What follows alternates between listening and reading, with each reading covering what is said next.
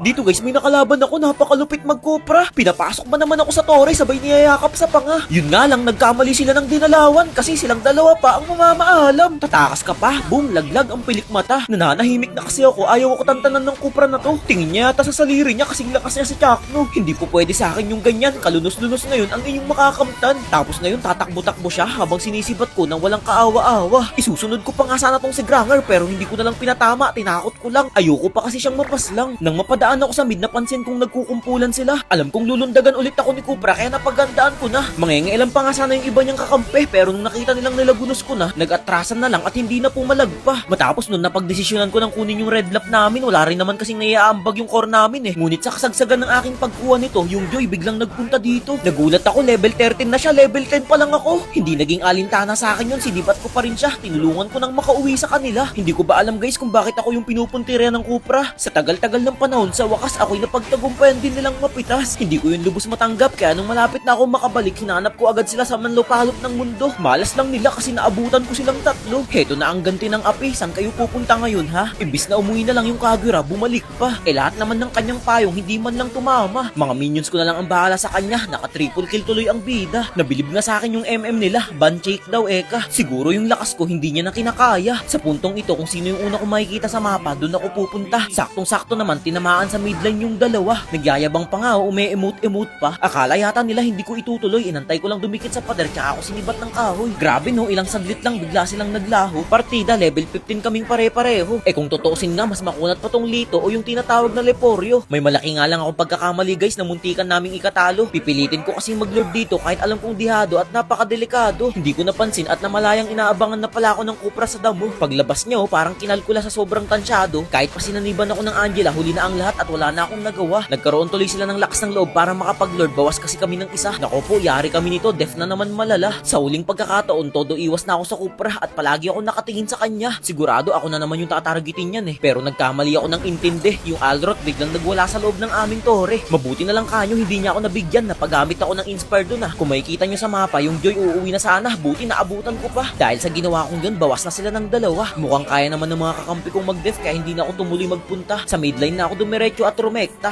Nag-build na rin ako dito ng immortality in case of emergency. Hindi rin mawawala yung winter melon dyan syempre. At dahil si Granger na lang at si Kagura ang natitira, nagsakripisyo na yung isa sa kanila pero hindi pa rin yung umubra. Sa katunayan nga niyan, naubos silang 5. Tatayuan ko pa nga sana sila sa labas ng base kaso nga lang naglabasan yung mga minions nila. Pinagkikiril ko na baka matalo pa kami. Bandang huli ako na naman yung masisi. Baka cheek yan, panalo na naman ang inyong masasaksihan. Actually guys, magaling naman sana yung Cobra nila. Kulang lang sa respo at tulong ng kanyang mga kasama. Ngunit sa kabila nun, daig na daig pa rin siya ng bida.